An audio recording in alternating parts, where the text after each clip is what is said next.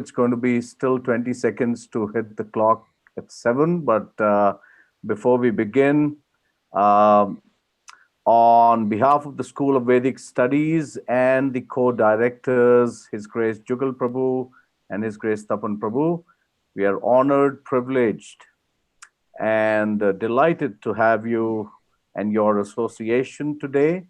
Um, so, this is the first session technically, because the last session, unfortunately, because of the internet issues, we could not really go ahead with that. But today it seems everything is in order. Krishna willing, there won't be any issues. So, on behalf of all the assembled Vaishnavas and Vaishnavis, we please accept our most humble obeisances. Vancha kalpatarubhyascha kripa sindhubhya eva cha patitanam pavanebhyo vaishnavebhyo namo namaha. We had given the introduction, about His Grace Chaitanya Charan Prabhu last week, and also you received in your invites. So all I can say is we're very fortunate to have him with us. He's going to have 4 sessions on the Nectar of Instructions, which will, today will be the first session. And for the next 4 Saturdays, starting at the same time, 7 p.m. Oman time, 8:30 p.m. India time. And a few house rules: request everyone to please switch off your videos, and also during when Prabhu is speaking, please ensure that you're all muted, and so that we can actually very attentively listen into what Prabhu has to share with us today. So, His Grace Chaitanya Charan Prabhu ki jai, Srila Prabhupada ki jai. Over to you, Prabhu. Hare Krishna.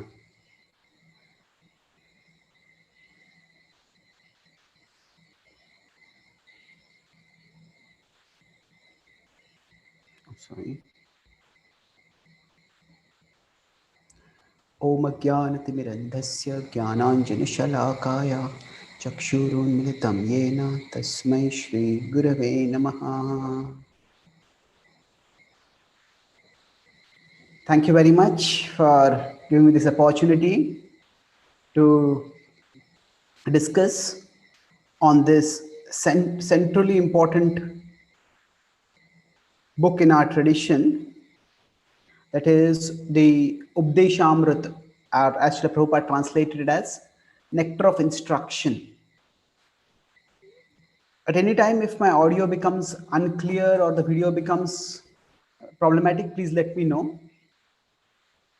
Sure, Prabhu. So I'll be taking this in today's session broadly in 3 parts. First, we'll talk about the importance and the structure of the Nectar of Instruction. Then I will talk about the first verse and then the second verse. Now,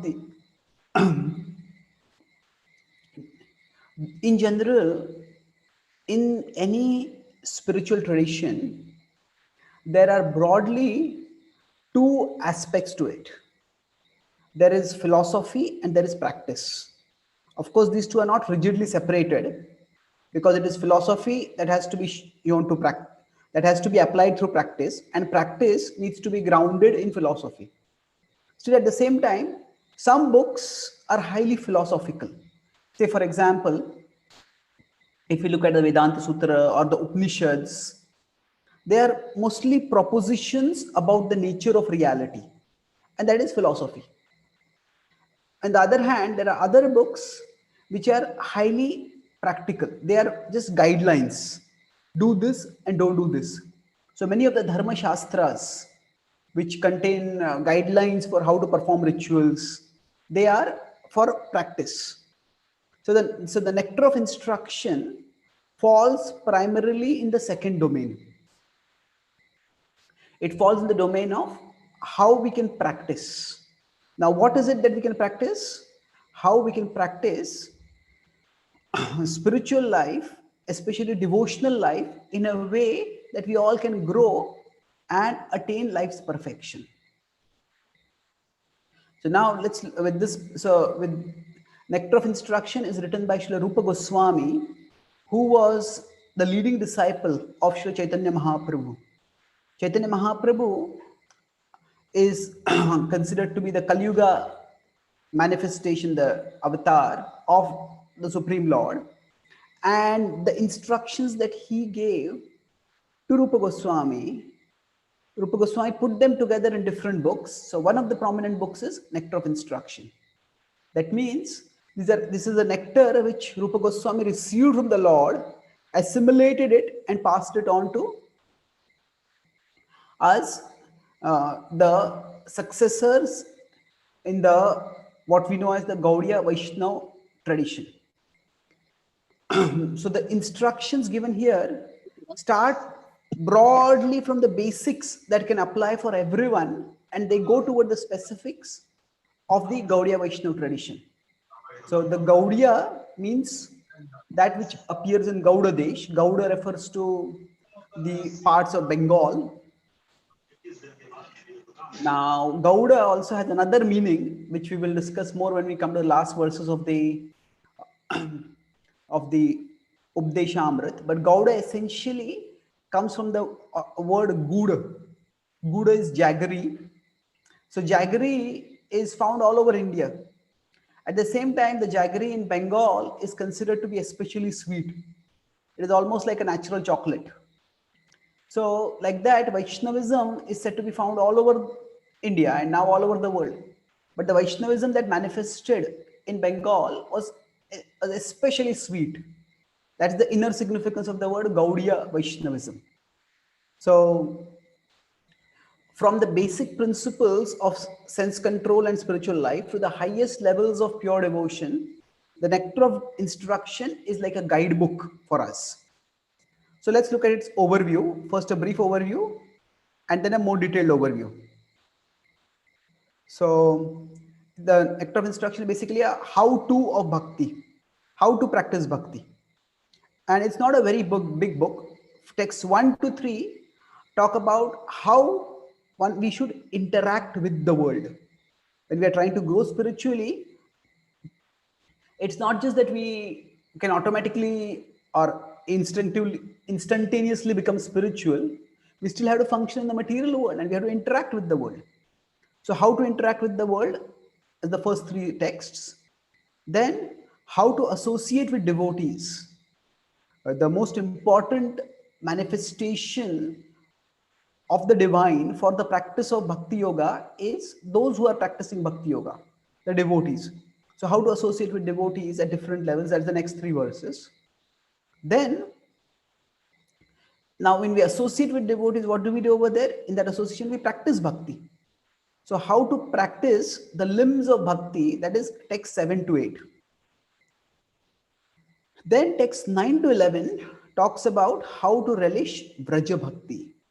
This is the what I said, the especially the Gaudiya Vaishnava aspect of it.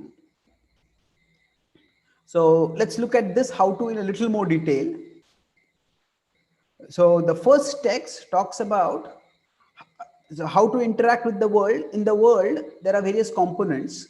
So first of all, it is we are embodied in the world. We have a body and we are in this world. So how to deal with one's own embodiment, that is the body, mind, and speech. How to deal with that. The second verse is when we are engaging with the world, when we are what are the things that we should avoid, that's described. Then the next verse describe what to do when engaging with the world. So things that are to be done, things are not to be done, things which are unfavorable and things which are unfavorable are discussed in text 3 and 2. Then the next part is how to associate with devotees. So there the fourth text talks about how to bond with devotees in general principles of interaction. Now it's interesting that some of the verses in the Updeshamrit are drawn by Rupa Goswami from other sources. So for example, this fourth text is drawn from the Panchatantra. Mhm. That how love is manifested. The previous two verses are from the Hatha Yoga Pradipika, slightly modified. But the idea is there are basic principles that are universal. So Rupa Goswami does not spend his time reinventing the wheel. If some principles that are known from previous texts are applicable for a devotee's life, he just adapts them and quotes includes them in his book. Then first is how do you associate devotees in general, but then there are different devotees at different levels. So how to respect devotees according to their level. That's the fifth verse. And then association is not just a matter of physical proximity, it is when we actually are centered on Krishna, then we are associating with devotees. So therefore, how to focus on the essence when associating with devotees, that's the sixth text. Then, with respect to limbs of bhakti, the seven text talks about how to get taste in bhakti. The eight text talks about how to absorb ourselves in Krishna. So the first is in the practice itself we get taste. Then in Krishna we absorb ourselves. That's next. And then last is how to relate to Raja Bhakti. So there is a especially sacred place for the Gaudiya Vaishnava, that is Radha Kunda. So what is its speciality is described first. Then what is the speciality of the goddess of Radha Kunda? That is Radharani, who is the supreme goddess of devotion. And last verse is how to appreciate bathing in the Radha Kunda in Radha Bhav, in the mood of the topmost devotion that Radharani has. So significantly, if you if we just took the verses, the whole Updeshamrit could fit on one side of one fullscape page. So it's just 11 texts. However, it's not just 11 texts, because those 11 texts are pregnant with so much wisdom that many of the subsequent acharyas have spoken and written on this. So Bhaktivinoda Thakur wrote a whole book explaining the Updesha Amrit. In fact, Bhaktivinoda Thakur wrote some poems also explain some principles from Updesha Amrit, some principles from another guidebook for devotion, that is the Bhaktir Samrit Sindhu. And Srila Prabhupada, of course, wrote this book, the Updesha Amrit, and he has given elaborate purports. Generally, Srila Prabhupada's purports would be 1 pages, 2 pages. If you look at his Bhagavad Gita or Bhagavatam, some purports are 3, 4, 5 pages. But Updeshamrit is the book where Prabhupada often gives very long purports, because each verse is so pregnant with wisdom, and Prabhupada wanted this to be elaborately understood. And so he elaborately explained it. In fact, Srila Prabhupada considered to be one of the most important books that he wrote, and he wanted, this is a small book, so it's easy to read also. Not very, it doesn't take a very long time to read. So the way we will do this is, so we will analyze each verse, because the purports are so big, we won't be able to go over all the purports. We will take the essential points from the texts and we will analyze them. Can all of you please mute your mic? So we will analyze all the texts. Sorry, we will analyze the text and we will look at it from a contemporary applicational perspective. So this was the first part, that is an overview of the nectar of instruction. So we will have question answers at the end, and we'll keep good amount of time for that, Krishna willing. But if anything that I have spoken is not clear, either the pronunciation or the basic explanation, not elaborate analysis, but please let me know and I can answer it at that time itself, or I will answer at the end. So let's move to the first text of the Updeshamrit. So this talks about 3 kinds of urges. So let's go first to the, till before we go into this verse, let's go to, where do we here?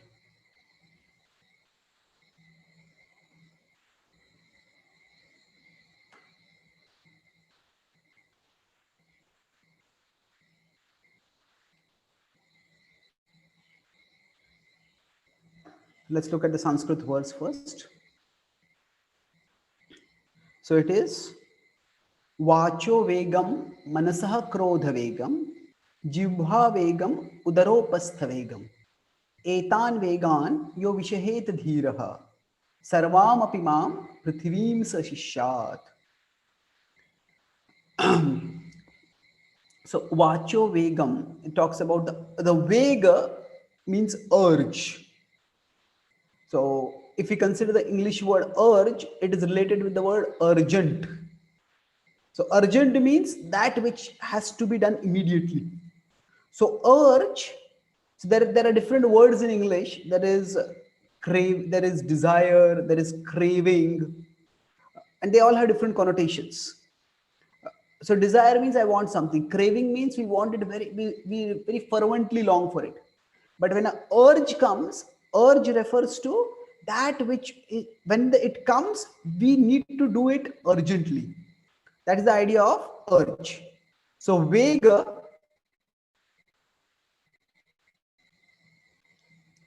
essentially refers to the very the Vega in the Sanskrit refers to speed. So Vegam means that which comes very speedily upon us, and with equal speed it makes us do that thing.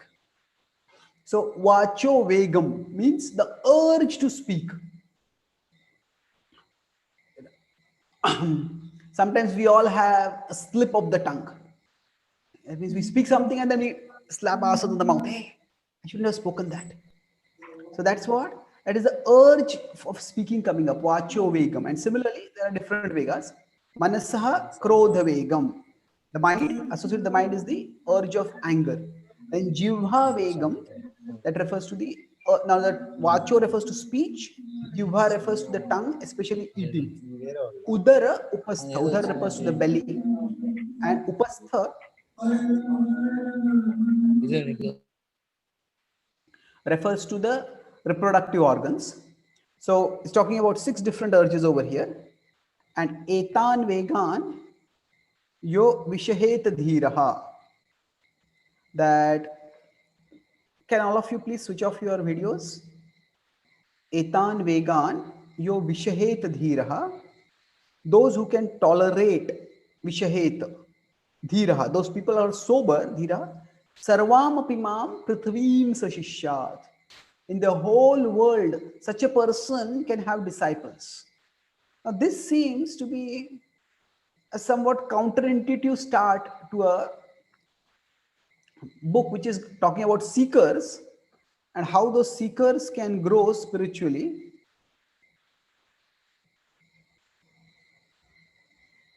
So, how the seekers can, if you want to talk about how seekers can grow, why talk about such a person can accept disciples all over the world? This person is about to become a disciple. So the idea is spiritual growth is a continuity. That means that the disciple needs to have, in some basic level, the qualities that the spiritual master has in a extraordinary level. So in any field, if we consider, say somebody is athlete, and then when they want to start running, and there's some champion gold medalist, Olympic gold medalist athlete. So now the aspiring athlete needs to have at least some attributes which the champion athlete has. So by telling the attributes of champion athlete, the the starting athlete, the aspiring athlete, is given some basic guidelines. Oh, okay, what kind of qualities should one aspire for? So now, when we talk about controlling all these urges, it is not that the disciple should have control all these urges, but rather we should, it's a progression, it's a lifelong journey. Self control is never a destination, it's a direction. Nobody can say that, okay, I have controlled anger now, I have conquered anger. Okay, I may have conquered anger today. For the last 6 years, I may not have yelled at anyone. But tomorrow, I might yell at someone, or I might do something else in an angry way. So the point is that it's a direction. So this is the direction in which the spiritual master has gone very far. And we also should be going in that direction. And in this way, we identify the spiritual seer, and we identify what we need to develop as spiritual seekers.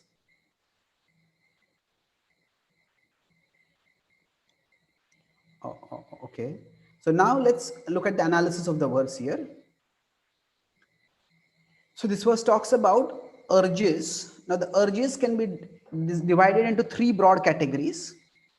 In general, our interaction with the body is often divided into these three broad parts: the body, the mind, and speech.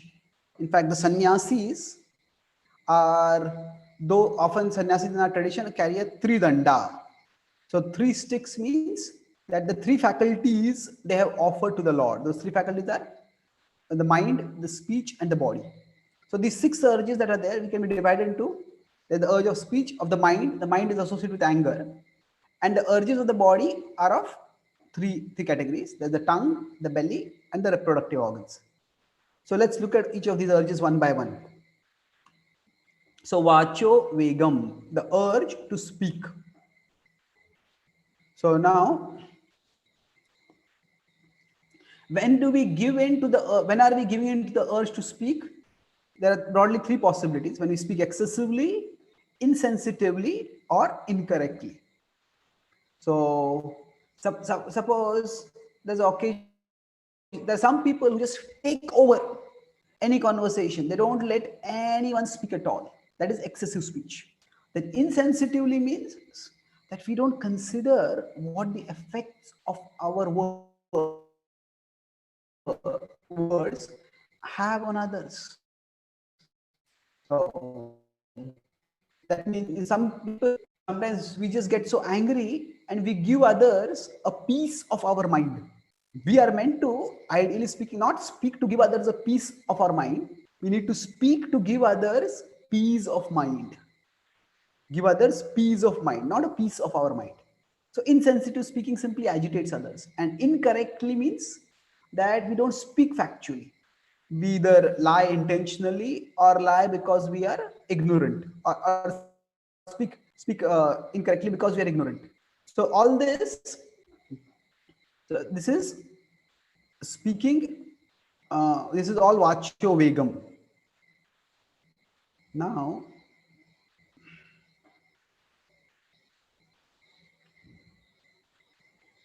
so speech, how should it be? Sensible and sensitive. Sensible means what we're speaking has some meaning in it, and sensitive means we are aware of the effect on it, effect that it has on others. So now, some people think that to control the urge to speak, we should become silent. Now, yes, silence can be helpful.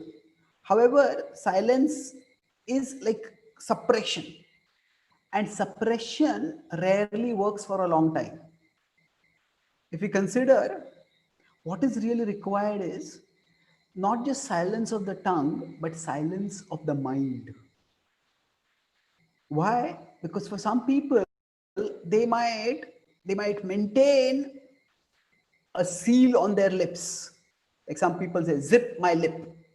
That means I will not speak anything. So they might zip their lips, but their mind might be screaming inside, and they will have no peace of mind. And sooner or later, their lips will unzip and there'll be explosion.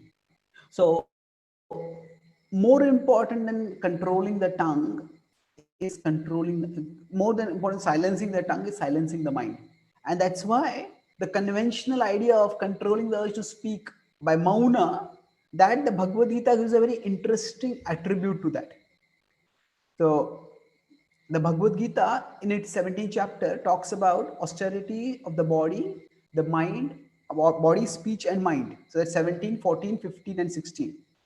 So interestingly, it is in 1716 where it is tapo manasa muchyate, austerity of the mind, that there Krishna places manaha prasada saumyatvam, maunam atma vinigraha, bhava samshuddhiryetat tapo manasa muchyate. So mauna is normally taught of silence of the tongue, but Krishna talks about mauna as an austerity of the mind. So we need to silence the mind. And the best way to silence the mind is not simply by silencing the tongue, but using the tongue to glorify Krishna. Because Krishna is the all pure spiritual reality. And when we connect with Him, we become purified. So we'll come to that part of purification a little later.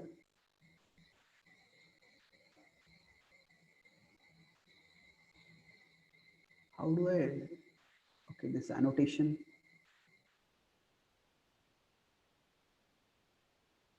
Prabhu, Loading. if you go into the options, because you're sharing your screen, there is a disable annotations. You'll be able to do that. Yeah, I did that, but how do I erase this? Okay, There is a I got button it. which says clear. Yeah. Okay, good. Yes. Yeah. Thank you. So now I close this. So we discussed the first vacho vegam. Now we go to manasaha krodha vegam. So the mind has many different urges.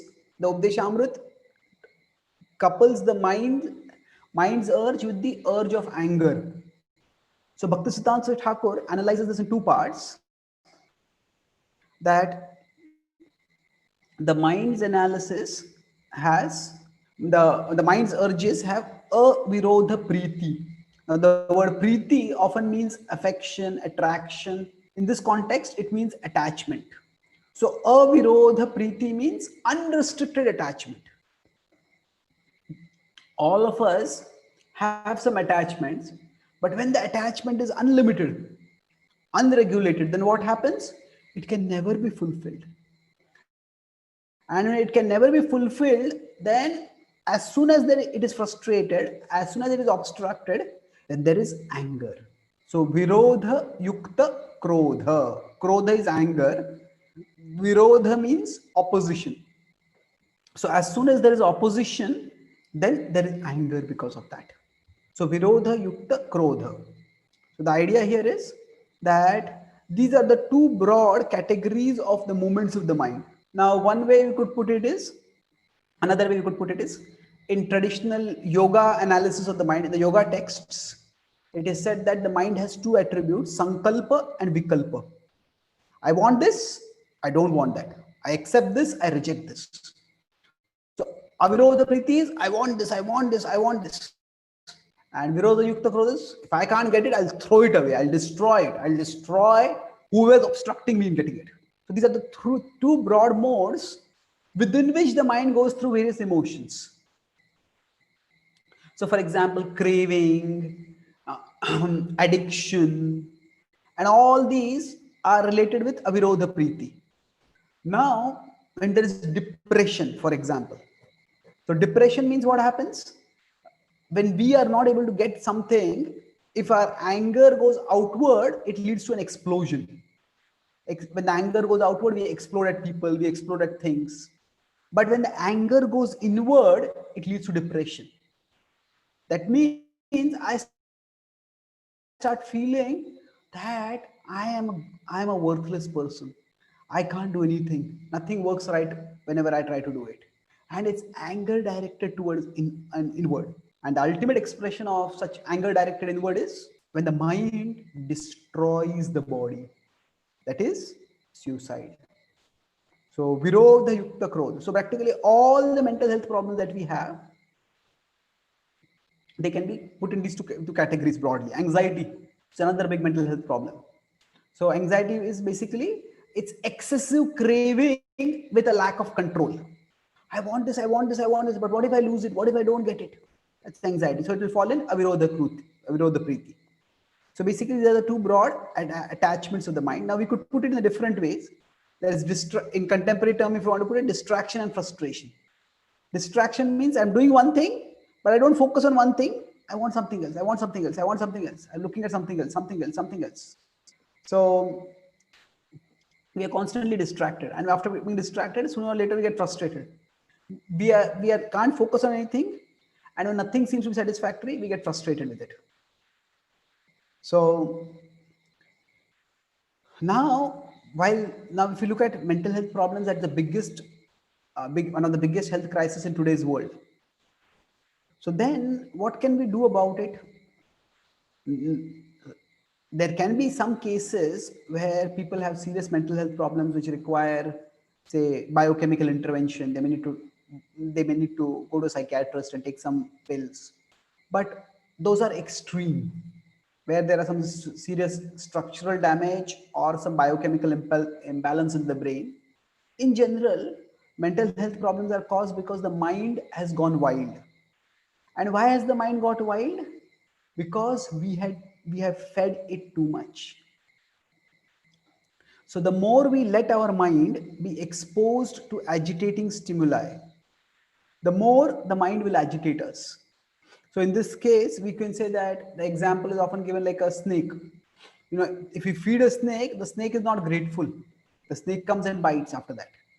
So similarly, if we feed the mind agitating stimuli, so agitating stimuli could be simply either tempting stimuli in terms of sensually tempting things, or it could be actually troubling stimuli in terms of some people just keep looking at the news and keep looking at some horrible things in the news and some explosions, some burning, some this, some that.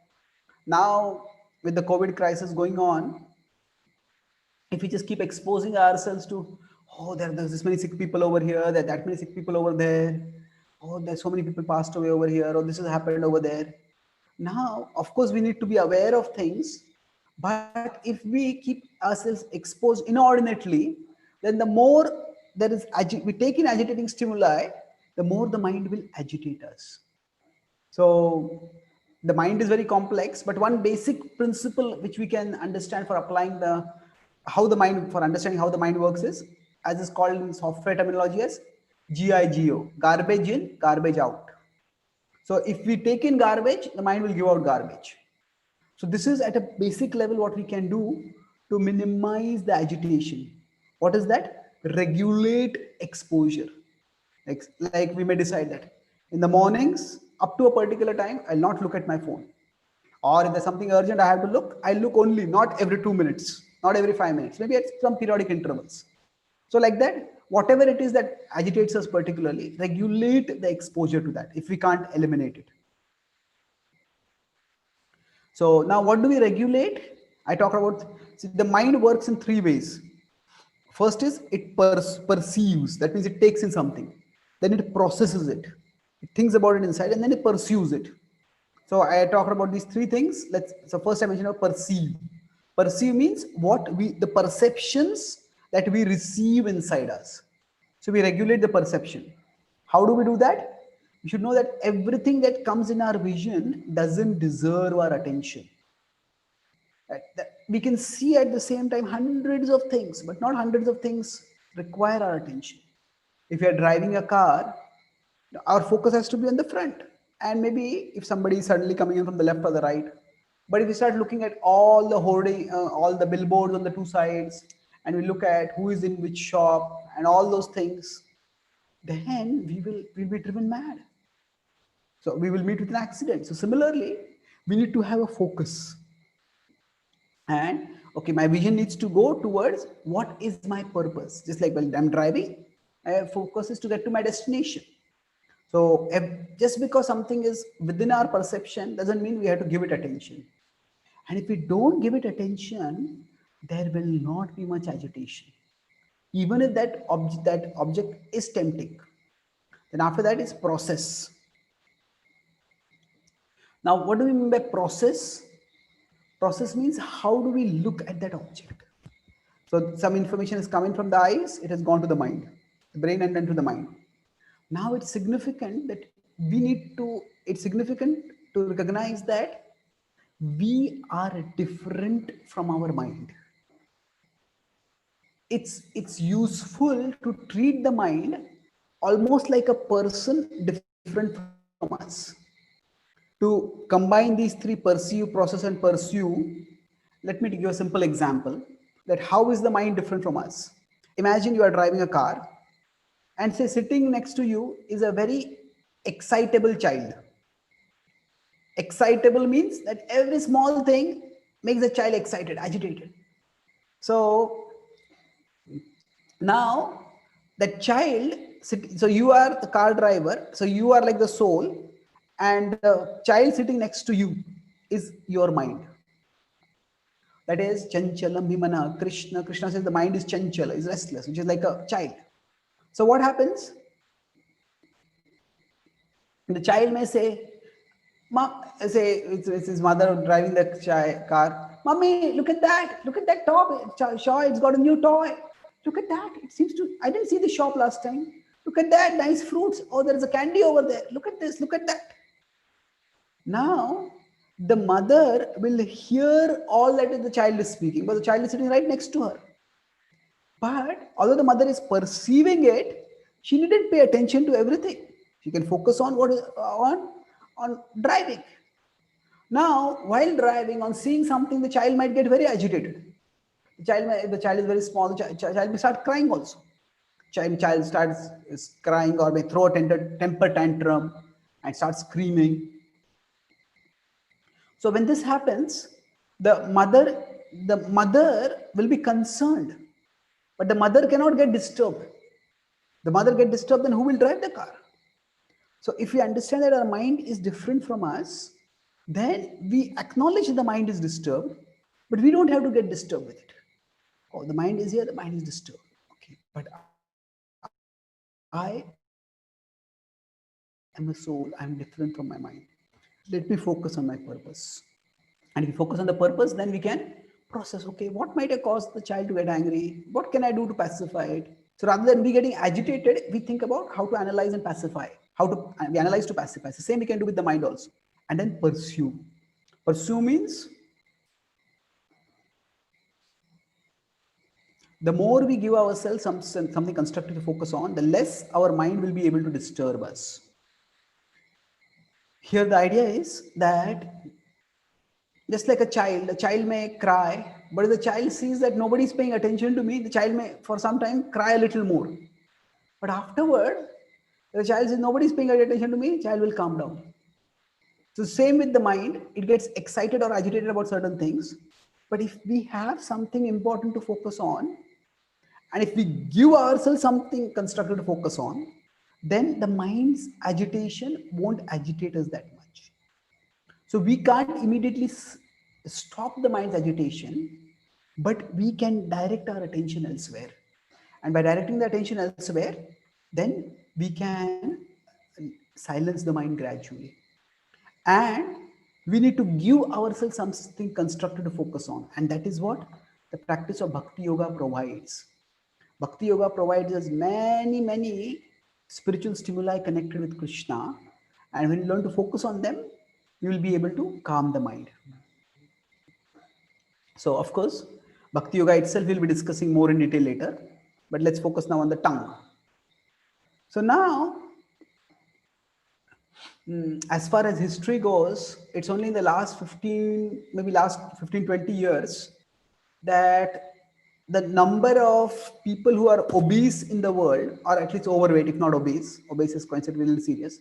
The number of people who are overweight has exceeded the number of people who are going hungry. Now we could look at it in two ways. One is that okay, food production has improved, or food distribution mechanisms have improved, or nature has been kind, and that's why we have abundant food, and that's good. But we could look at another way, because it seems that we are not able to regulate how much we eat. So what's going wrong here? So it's now we could say just don't eat too much. And yes, for some people, I'm not going to eat too much. It's possible to regulate, but it's not just a matter of physical quantity. Sometimes some people find that some simple physical tricks also work. So instead of having a big plate, have a small plate. Instead of having a huge glass, if you're going to take some fatty juices, have a small glasses. Some things like that can help. It's a matter of physical regulation. But more often than not, when we overeat, it's not just a matter of the tongue. It's that we are, our mind internally is disturbed, we are agitated about something, and when we are agitated, we gravitate back to our infancy, where food was our primary source of comfort. If we see in an infancy, when the baby starts crying, what does the mother do? Offer the baby some milk, either from herself or from a bottle, and the baby starts chewing on that and becomes happy. And that's why we see that small babies, because that eating gives them so much comfort at that time, that even if they don't have anything to eat, they'll suck their finger. So what happens is, eating is our, from infancy, it is our first source of comfort. And therefore, when we are in discomfort, we often go toward eating. And when we are in discomfort and we go toward eating, what do? We often eat food that gives us a sense of comfort. And that means that it will some very tasty food, and which often is sometimes fatty or unhealthy. So it's not just simply a matter of regulating the tongue. We have to find out, okay, what is eating me from inside. Eating me means what is agitating me, what is tormenting me from inside. So when something is eating us from inside, we start eating something outside. When something starts eating us from inside, we start eating something outside. So if we analyze, okay, what is it that is making me agitated, and how can I get comfort in a healthier way, then we will find that regulating our eating will become easier. So now it's important to understand that there is hunger and there is pseudo hunger. That now there are in psychology and sociology, there is a debate whether can somebody be a food addict. There are, of course, alcoholic addicts, and there is food addict anonymous also. There are eating disorders that people have. But some people say that because food is a natural thing which we need to consume, so you can't get addicted to it. You can just have, because it's not like alcohol. Alcohol one can give a comfort completely, but food we can never give a completely. So if we have to regulate it, how do we regulate it? So for that we need to recognize some symptoms. So there is hunger and there is pseudo hunger. And what is the difference between the two? Pseudo means false. So it has two main characteristics: untimeliness and specificness. So we could consider again the car metaphor. What fuel is for the car, food is for the bodily car, the bodily machine. So suppose we have put enough fuel in a car so that it should go for the next 150 miles. And if after 50 miles only the car meter starts saying your meter is empty, then we'll start thinking what's going wrong. If there is no leakage in the fuel tank, then that means that meter itself is faulty. So similarly, if say we have eaten enough food, say at breakfast, and then lunch is after say 5 or 6 hours or whatever, then if we suddenly start feeling hungry, then that untimeliness is likely a likely indicator that maybe it's not real hunger, it's pseudo hunger. So one of the first things that we can do to regulate our eating, and is that we can try to have fixed times. And of course, sometimes we may feel hungry in between.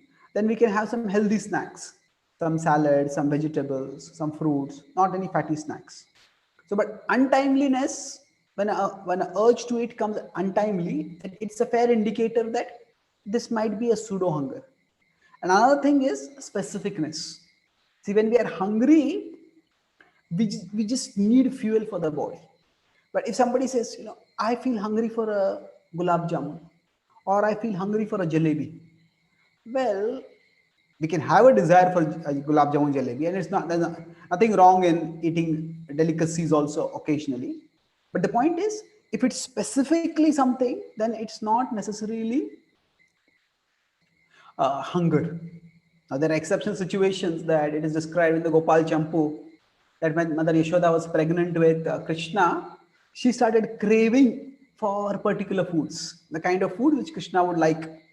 and Krishna would eat afterwards. So similarly, in pregnancy, one might have some cravings. That's an exceptional situation.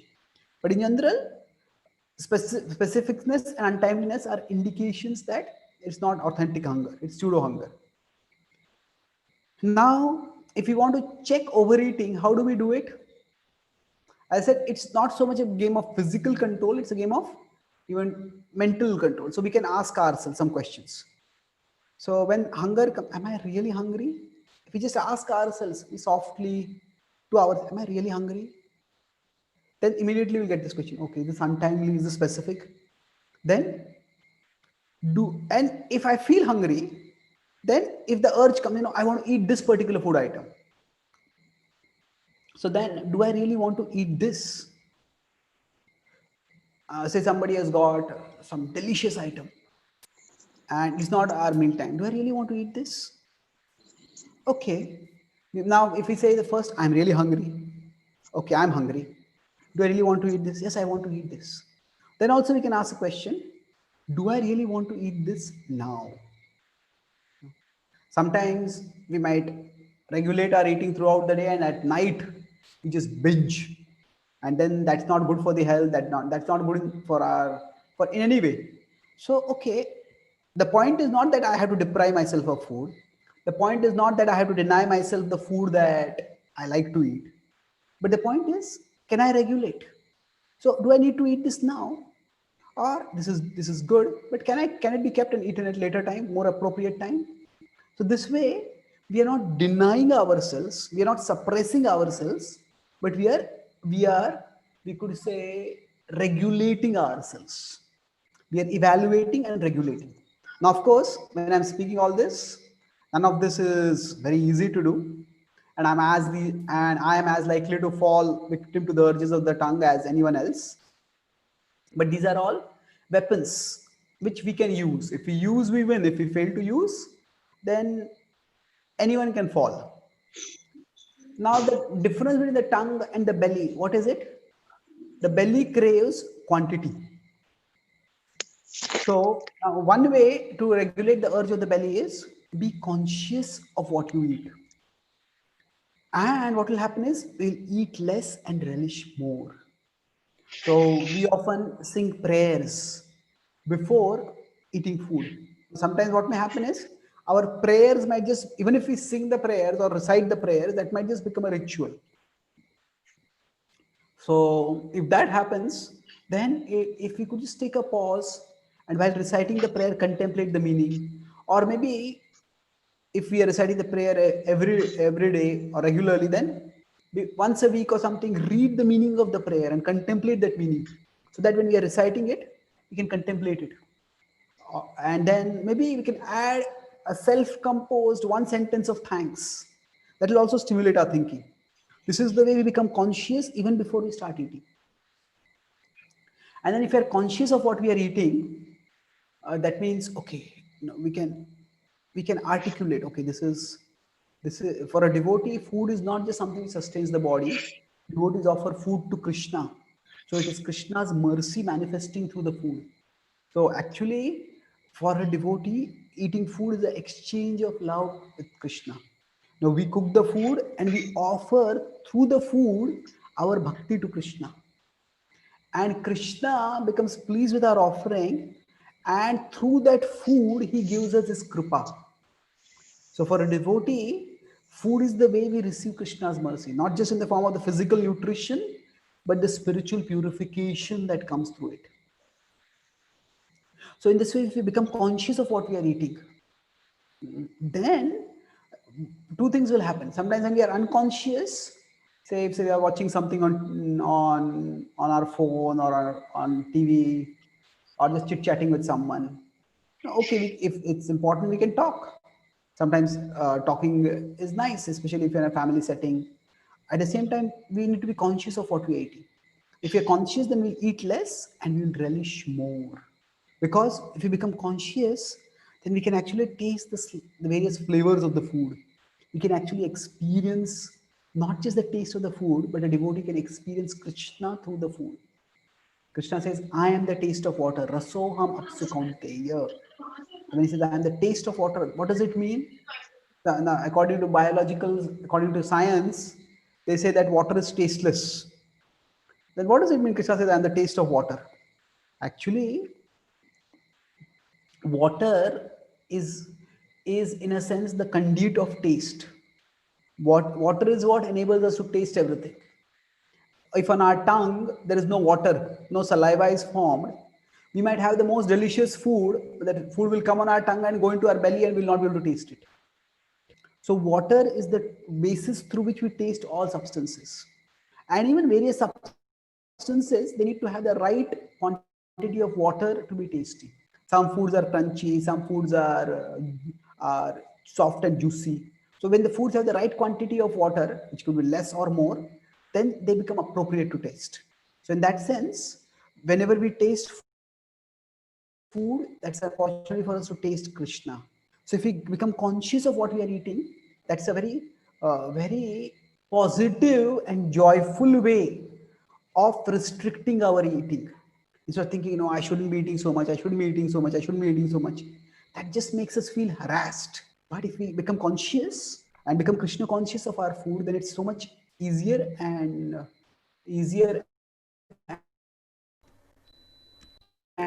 pleasanter.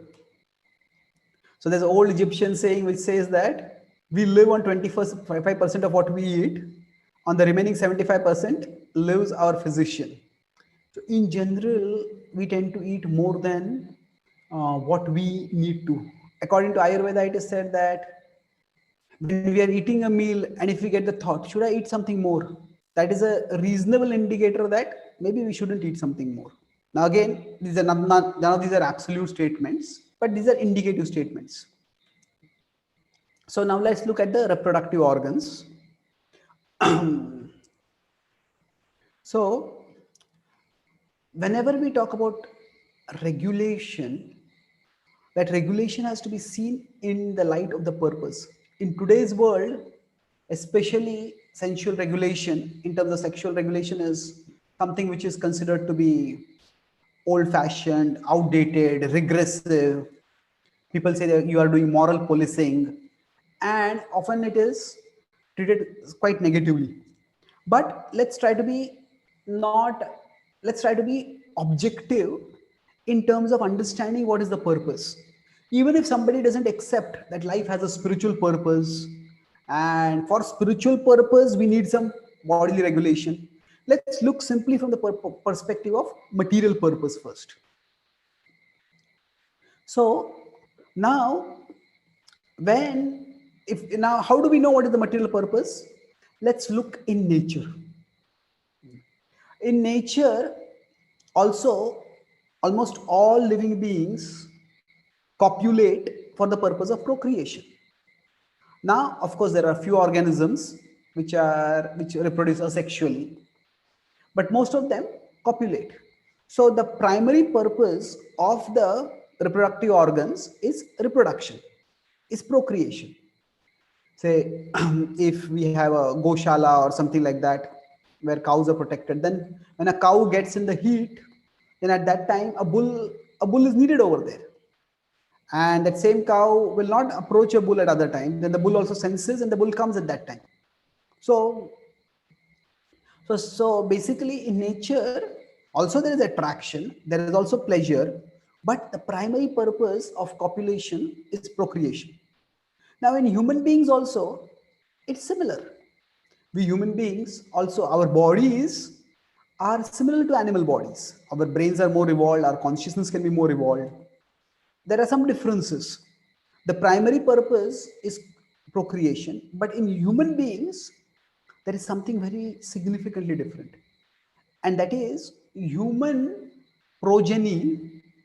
Human babies require an extraordinarily long period of caring, and they have an extraordinarily high level of dependence. There are, for some species, for example, the fish, they don't even look at their progeny. They go through the process of reproduction and that's it, it's over. Now, birds, they may take care of their progeny for some more time. They hatch the eggs and they bring food for the baby birdlets, but afterwards The baby bird learn to fly. Now, if you see among various species, um, the human baby is almost the most helpless. Babies can do practically nothing on their own, and not just for a few days or a few weeks, it's for several years. So now, for that, from that perspective, the way we are biologically made, say it is the woman who becomes pregnant, and when she becomes pregnant, before and after pregnancy, especially after pregnancy for some amount of time, because the baby needs full time care, literally full time. That means the baby can wake up anytime, make us wake up anytime. So it's not like a 40-hour job. It can be 40 hour per, it can be like 80-hour per week job or more also. So then the if the woman is to give so much attention to the baby, then somebody has to give attention to the woman. And that's why there is pair bonding. Pair bonding is, it is in human society wherever we go, there, whichever, no matter when people we call as tribals or natives, we may consider them primitive, there is almost throughout in human society there is some formal institution for pair bonding. So in today's society, we call it as marriage. But so a pair comes together. Why? Because that is required for the care of the baby. Now, of course, caring for a baby involves a lot of responsibility, and nature compensates or balances, nature provides balances for that responsibility by giving some pleasure. So if we consider in the hierarchy of what is the purpose, the primary purpose of copulation is procreation, and for procreation to go forward smoothly, there is pair bonding, and within the pair bonding there is pleasure also.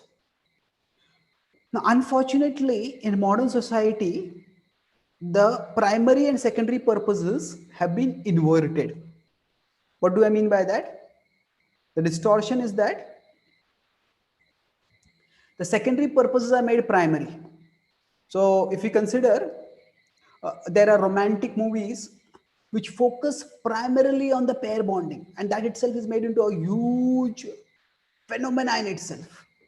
Now, it's fine if two people are attracted to each other, but if the attraction itself is said to be the basis of the relationship, then sooner or later, the attraction is hormonal. It is going to decrease after some time. According to researchers, romance has a bench life between 9 to 18 months. After that, that attraction goes down. So then, unless there is some common purpose that unites the two people, the attraction will diminish. And that common purpose by nature is procreation. So now, even romance is where two people want to come together because they are attracted to each other. That is also considered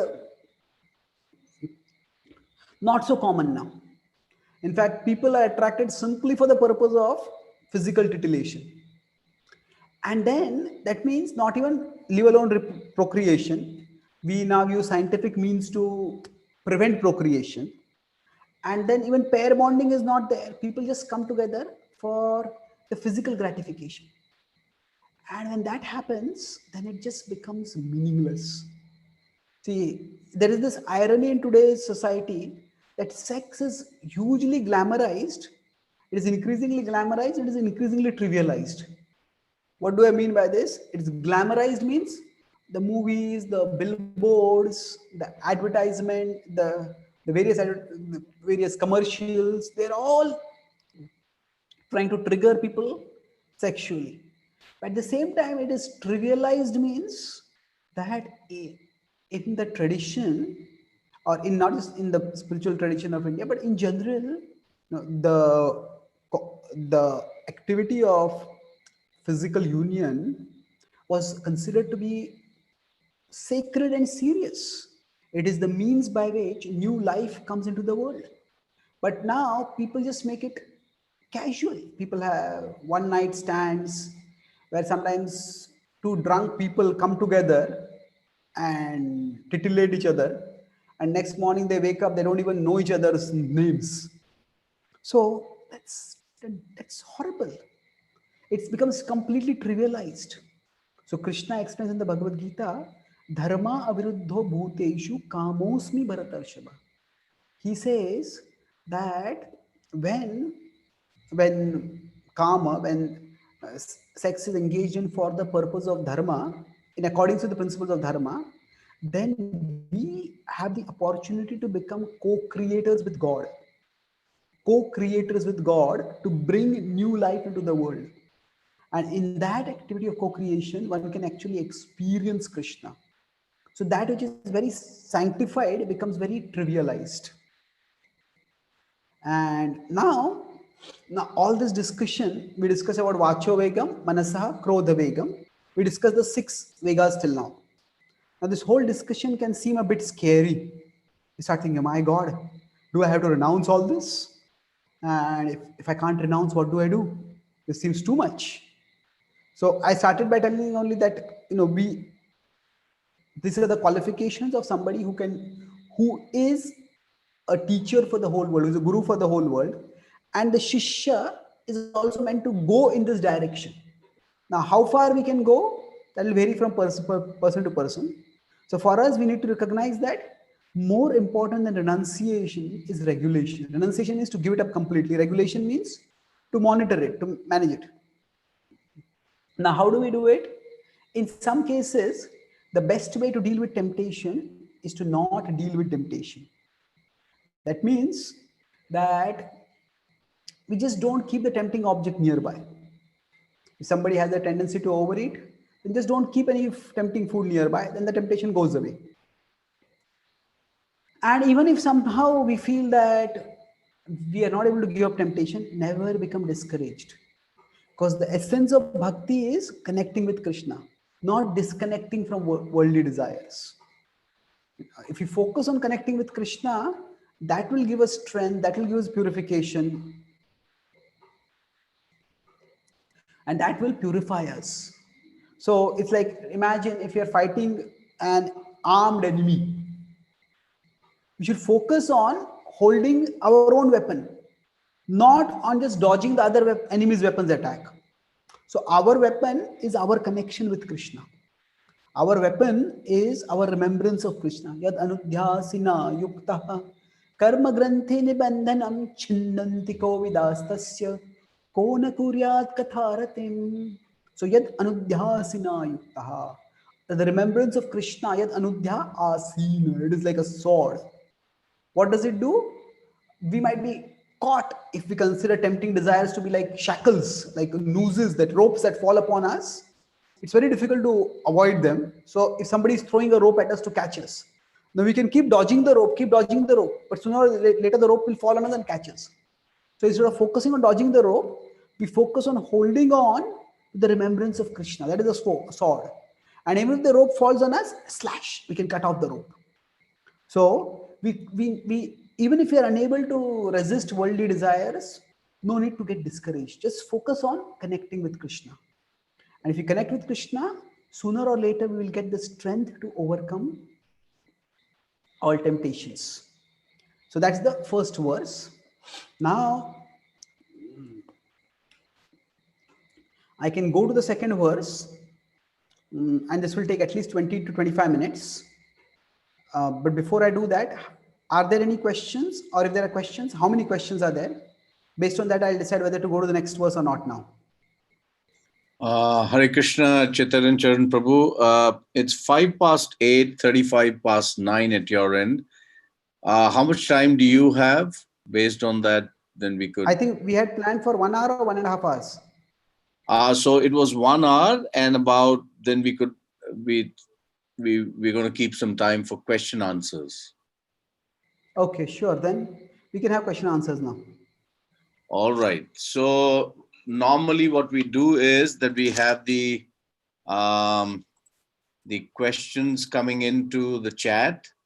So I would request everyone to send in, and then I would relate those to you and you could answer. So Sure. otherwise you'll have, so I request all the devotees and all the attendees to kindly send in your questions in your chat. and then we will put it across to Prabhu to answer them.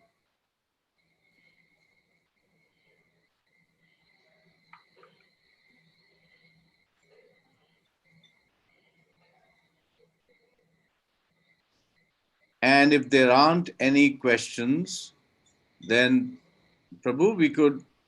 There is one question, so here it is. Okay, so we're getting some questions. So the first question is from Seema Bhatt. What is the opinion on gay marriages? How does this fit in? Okay.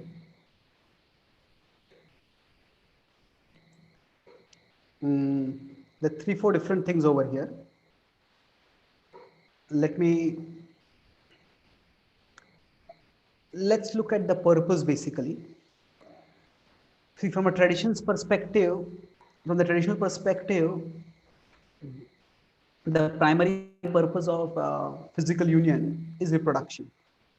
So now, in that sense, uh, any homosexual activity is different from what is the standard in nature.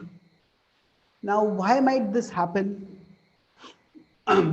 See, within some religions, the idea is it's just unnatural and it's wrong.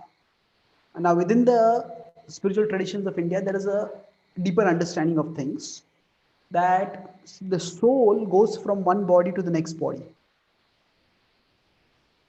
And usually, when the soul goes from one body to the next body, the soul forgets the previous body and then identifies with the next body. However, in some cases, if say that if the death is unnatural or the death is abrupt, the death is in any way, the event of death is not processed by the soul might go from one body to the next body.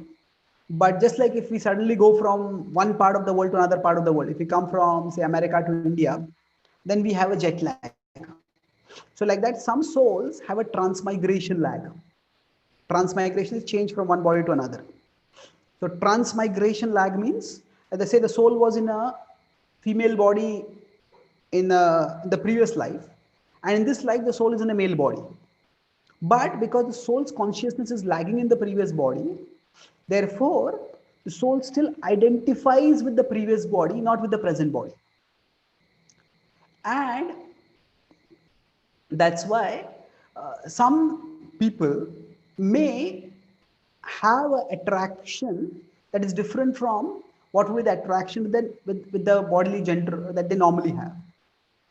So now there are some people who start exploring homosexuality simply because it just they think it's just another way to enjoy, or because it seems cool or whatever.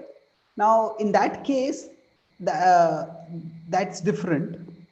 But in some cases where the person has no attraction toward the opposite gender, so the person's attraction primarily to the person of their own gender, then in this case, because the soul is in an unusual situation, so the usual purposes of reproduction and everything will not work out here. So how exactly to deal with the situation? That is something which has to be decided based on one's prayerful contemplation, consultation with some of our well-wishers and guides. The basic principle, again, in physical regulation, what is the basic principle? The purpose of the spiritual texts or the spiritual tradition ultimately is to spiritualize our consciousness. And for spiritualizing our consciousness, one of the biggest distractors is, is the sexual energy. So the sexual energy needs to be regulated so that it doesn't distract one from the spiritual pursuits, from spiritual growth. So traditionally, the sexual energy is regulated through the institution of marriage. Now, how exactly to regulate sexual energy in a homosexual context? That is still a evolving discussion. But the basic principle is that the body's demands and drives shouldn't obstruct the soul's onward journey on the spiritual path toward the divine. So that's the principle. Now, how this principle is to be applied practically, that will vary from person to person. That will depend. Does that answer your question? Thank you, Prabhu. We have quite a few questions coming in now. So we'll keep moving as we have another 20 minutes and we have quite a few questions. Next question comes in from uh, Ajay Vyas. How do I divert Krodha Vegam and regulate as advised? How do I divert Krodha Vegam and regulate as advised? So, how do we say deal with anger, the urge to explode because of anger? See, broadly, there are three ways, or you could say three steps. It's like suppose we are driving on a road and say we experience a sudden jerk, maybe because there's a big pothole over there, there's a big bump over there. Now we didn't see it. So, okay, we have crossed over it. Now, at least try to minimize the damage. Okay, slow down, we press the brakes, make sure that we don't hit into some other car. The second is that if we know, okay, this on this road there is a bump, so slow down beforehand. And so, what does this mean in terms of anger? If we look back at our lives, there are certain situations in which we get provoked. So if we could identify those situations, then we can prepare ourselves for the probable explosion because of anger that might come. Say for example, now we all have a certain capacity of how much we can deal with problems. So if we have dealt with 10 issues, 10 people come in on a day, this person telling us do this, why have I not done that, I have not done that, and then the 11th person comes and makes a small reasonable request from us, and then we explode at that person. Now, why are you troubling me so much?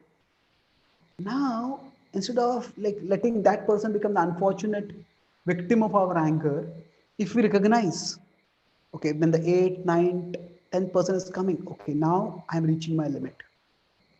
And then we give ourselves a break. We say it's not easy, I'm in a high pressure situation. Yes, it is. It may be a high pressure situation, but usually, whatever restraint is much cheaper than regret. That even if it takes, we need to take a break and we calm ourselves down, take some deep breaths, chant some mantras, hear some spiritual music. I'll talk about this part later. But the point is, whatever we need to do, we need to do it. Actually, if we give in to anger, the price we may have to pay will be far greater. So first is be self-observant to know when we get angry, what we can do about it. The second is what we said is that generally, see, within us there is a rational faculty and there is an emotional faculty. So it's very difficult when the emotions have risen to simply use reason to to regulate them or to control them. So at that time, when our emotions are driving us angry, it is helpful if we can use some other emotion to calm ourselves. So for example, if we like to hear some kirtan, and not just any kirtan, but maybe a particular devotee's kirtan or a particular tune, a particular bhajan, so some music that is soothing for us, then we keep that readily accessible for us. If we like to say hear some melodious mellifluous shloka recitation, or if we have a picture of some picture of Krishna, his deities, that we find very attractive. That so keep something which will evoke sublime emotions readily accessible, readily accessible. Then what happens by that? That will ensure that when our emotions are driving us crazy, we will have some other channel for the emotions, and then we can calm ourselves. So that's the second step. And the third is that afterwards we need to process the anger. See, one of the sometimes we, if say some person is regularly doing something that disturbs us, then if sometimes we feel, oh, if I speak this, and that person will become annoyed, they will become upset, and then this whole thing will get escalated. So let me not speak it only. Yeah, sometimes it's a small thing. That's that's makes sense. But if it is burning us from within, all the time I have to keep controlling, I have to keep controlling, then what happens? We may have controlled ourselves for 55,000 times. Obviously, not that many times, but eventually a time will come when all that pent up rage or pent up annoyance, anger, whatever is there, irritation, all that will come up and it will explode. And he'll feel as if, I have controlled myself thousands of times. This person keeps doing the same thing again and again. Why should I control myself? So we can't let things go to that level. So we need, it's better to have difficult discussions than to have difficult situations. I'll repeat this. It is better to have difficult discussions than difficult situations. Difficult situations come when all our pent up anger explodes, and then it's the words that we may speak may just break the other person's heart, or they may get so angry and they may break our bones. Anything can happen when anger goes out of control. So so we need to prepare when we are in a reasonably calm situation. They are in the calm, the other person is in a calm situation. Have a reasonable discussion. It's difficult, and don't begin in the accusatory sense. Start with how their actions affect us, not that they are wrong. You are such a irresponsible person. I can't bear to live with you. Not like that. When you see, I feel very disturbed when you don't come on time, or when you forget to get what you're told to do, or whatever. Try to be as Try to talk about the effect their actions have on you and be objective about their actions. But don't hesitate to have those difficult discussions. So we need to be polite, we need to be respectful, but we need those difficult discussions. So if we do these things, so that's this third point is like, if there's a pothole, every time we are being bumped by the pothole, then we need to do what it takes to repair the pothole. Maybe go to the authorities or whatever. So like that, three things. You know, Try to avoid provocative situations by knowing when we get provoked. So when we are provoked, try to have some redirector for our emotions. And third is, if we are regularly getting provoked, then better to have the difficult discussions than to end up in difficult situations. Does it answer the question? Thank you. Thank you, Prabhu. We have quite a few questions, so I would request all the devotees who have sent in their questions to kindly keep it for the next session. I'm going to ask two more questions, and that would be, you know, fall within the time frames that we have. The next question, Prabhu, is how do we strike a balance while connecting with Krishna and disconnecting our worldly desires? It is very difficult considering the nature of the ashrama where we are forced to associate with worldly minded people. So Okay. basically, a striking a Yeah. balance. Yeah. So how do we balance between connecting with Krishna and disconnecting from worldly desires, especially say in the Grahastha ashram? There are, for different people, there might be different levels that work the best. Just like food. Some people may naturally eat a little, some people may naturally eat a lot. But the test is not how much we eat, but the test is what do we do after we eat. If some people just have a big appetite, but then they eat that food and they digest and it energizes them. Among the Pandavas, Bhima used to eat a lot. In fact, when the Pandavas would get food, either the Draupadi or Kunti with them, usually. So then whatever food they would get, they would divide it into two halves, and one half they would divide into further five halves. So one full half would go to Bhima, and the remaining five halves, remaining five sections would go to the other four Pandavas and either Kunti or Draupadi. So the idea was that Bhima would eat a lot, but when Bhima would get tired, when they were traveling through the forest, sometimes when the other Pandavas would get tired, then Bhima would carry all of them on his back, on his body basically. So Bhima Karma Vrukodara, the Bhagavad Gita says. Vrukodara, he has, Vruka means wolf. Wolves are said to be voracious eaters. He was a voracious eater, but he was also Bhima Karma. He would do extraordinary work. So we have to find for ourselves, just like food, we all have to find out how much is the right food for us. And we all know when we eat less or too much. So similarly, we all have to find out based on our family situation, our professional situation, our socio-cultural situation, what is the optimum level of engagement for us. We can't have the minimum, but we can have optimum. If it's too less, then we might get ourselves into trouble. If it's too much, we get ourselves into trouble. So how do we know that it's whether it's becoming too much or too less? Again, go back to the example of food. If we have eaten too less, then we are thinking about food while doing other things.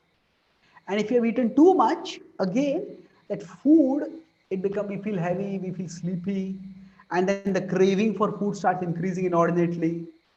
And then in both cases, the food becomes the competitor for our consciousness.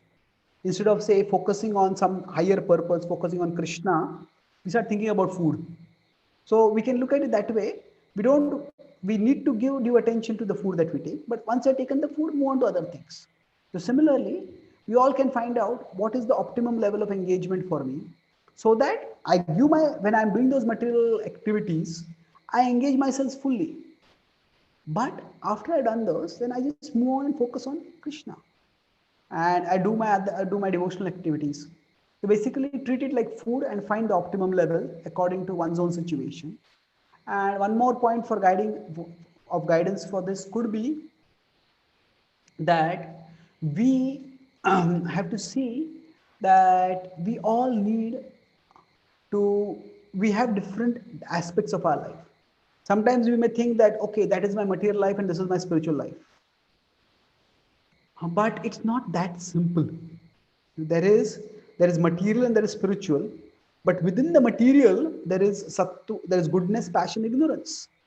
So we could say that within the material there is a human level of connection. There is human courtesies, there is human connection, there is human ambition. We all want our existence to count. We all want to feel that my existence is valuable, that I am doing something of value for someone else. So that's not simply money, that's not simply materialistic.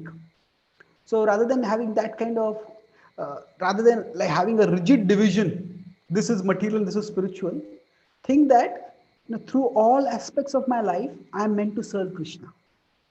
Now through the devotional activities I am directly serving Krishna. Through my family and professional activities I am indirectly serving Krishna. How? Through my family members are souls who are parts of Krishna, they're interested in my care. So by taking care of them in a mood of devotional service, I am serving Krishna. My profession, whatever I am doing, Krishna says in the Bhagavad Gita, Swakarmana tamabhyarcha. By your work, worship me. So if we work in a mood of service, in a mood of thinking that by Krishna's arrangement, I have been put in this position, I have been given certain abilities, and then we work, then our work can also be in the mood of service to Krishna.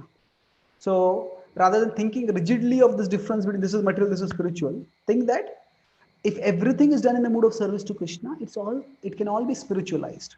Of course, we do need adequate time for doing directly spiritual activities, so that we have that spiritual consciousness, so that we have that service attitude when we do other activities. So that is these two things: treat it like food and find what is the optimum level, and permeate everything with a service attitude. This way we can work toward finding what is the balance for us. Okay. Any Hare other Krishna, questions? Prabhu. Thank you very much. Yes, so I wish to let everyone know, whosoever have sent in their questions in the chat, I've noted them down under your names, and I will send them across to Chaitanya Charan Prabhu, who can then decide. He can decide either to answer them next Saturday, or he can send in his answers, and then we can share it with you. So it will be addressed. I just wish to let everyone know that. So one last question before we end the session today. This is a question which is: how important is it not to eat unoffered food or food cooked by karmis or non-devotees? Can food cooked by machines be offered to the Lord? Okay. Can say eating unoffered food, food cooked by non-devotees, or food cooked by machines, can it be offered to the Lord? Spiritual life is not like digital logic. It's not one or zero. It's analog. Analog means there's a continuum between 0 and 1. So rather than saying that, now this particular question, if you ask different devotees, they may give different answers. Some devotees maybe we could say more conservative or more strict. Some devotees may be more liberal, more lenient. They all may give different answers. But what is the principle? Look at the principle. These are there is no, like, you will not find one particular verse in scripture that will be like a definitive answer for this question, because this is praxis. This is something which we practiced in life, and when practicing in life means that life is dynamic. There are different situations, and in different situations we may have to adapt to the situations. So the idea is, the basic principle is that a devotee is firm in intention and flexible in execution. Firm in intention. My intention is to connect with Krishna, and food is a very important way by which I connect with Krishna. So that's firm in intention. Now, flexible in execution means, depending on situations, we may need to adjust. So Prabhupada even went to such an extreme that when the devotees were trying to do outreach in Soviet Russia, and the devotees from there said that we don't get any vegetarian food over there in Soviet Russia. So Prabhupada said, eat meat but preach. Now that doesn't mean literally eat meat. The point is, don't let food come in the way of your service. Do what it takes. That higher service is more important. Of course, the devotees didn't eat meat; they were able to get vegetarian food, but the emphasis was there. So we could say that there are multiple levels in this. And just like if we consider Ekadashi, on Ekadashi, traditionally the idea was that we stop eating food from the previous sunset itself. And the highest standard would be not only stop eating food, even stop eating water from the previous sunset to the next whole day and the next morning at the Parana time. So it's like 36 hours Nirjal. Now that's almost impossible for most people. So then we have different levels in between. Okay, then take water, or then take some fruits, then maybe take just one meal without grains, or take two meals without grains, or take three meals but don't take grains. So just like in Ekadashi, there can be different levels at which a person can follow, but there is a rock bottom. That is, on Ekadashi, we don't take grains. So similarly, we could say that for devotees, with respect to eating food, there can be a range. So the rock bottom is devotees will never take non-vegetarian food. That's non-negotiable. You don't take meat. Now from that rock bottom, we move higher. The highest level would be food that is, say, harvested on a farm run by devotees, food that is transported by devotees, food that is cooked by devotees, served by devotees, and then honored by devotees. So that would be the highest level. So now, depending on our particular situation, we might situate ourselves at a different level in between the highest and the rock bottom. Now, the closer we are to the higher standard, the we could say that the purer our life is, and it's likely that we are going to advance faster toward Krishna. At the same time, we have to have a sense of perspective and balance. What do I mean by that? In bhakti, the the food that we eat is important, but that is not the most important thing. Suppose somebody is in a situation where they say, I will not go outside and take any outside food and eat. I'll cook my own food and eat. But in order to cook my own food and eat, then I need time. And because of that, I don't have the time to do my japa. I don't have the time to hear any classes, to go for a satsang program. Well, that is much more important. So there are primary activities of bhakti such as doing our japa, or going regularly for satsang, doing some kind of archana, doing some puja, some worship. So if these themselves are we can't do them just because we are cooking our own food. Well, if we have only 24, we have all have 24 hours and our time is busy. So then make some adjustment. So we have to put first things first. So, is eating a high standard food important? Yes, it is important. But we have to see what is more important. There are things which are more important also. Now, from a practical perspective, say we are living in a family, different family members maybe at different levels of seriousness in our spiritual life, in their spiritual journey. Or it may be that we have gone to some relative's place and say our relatives may not be devotees, then they may offer us some food. So then we have to look at context. Suppose, say, now most of you are in the Middle East, your homes are in India. Maybe you go to India once or twice or thrice a year. And that is, say, if your family there is not devotees. And then there, if you go there and you say that I will not eat the food cooked by your parents or somebody like that, or some other relatives, and they get so upset with us, and then the relationship turns so sour because of that, that you come back to the Middle East, but still the mind is extremely agitated, and they are hurt with us, we are agitated by that, and then we are sitting and doing our chanting, but we're thinking, oh, what happened with that person, with them? Oh, they spoke like this, I spoke like that, why did it happen? Well, if you're just going there for 1 or 2 or 3 days, then try to offer the food in the best way possible, and of course we avoid non-vegetarian food, but minimize the conflict. That we have to make sure the ultimate purpose of all rules and regulations is to remember Krishna, to always remember Krishna and never forget Krishna. So if so we have to find out for ourselves, how much does my food contribute to my remembrance of Krishna. For some devotees, cooking food is just another chore. They get it done and then they eat food. For some other devotees, they may just get into a very prayerful mood while cooking. They have some kirtans going on, they have some class going on, and they are meditating that, oh, I'm going to offer this to Radharani and to Krishna, and they are going to take this and I'll take it. So if cooking our own food and eating it is helping us nourish our remembrance of Krishna, then give it a high importance and try to be at a higher standard.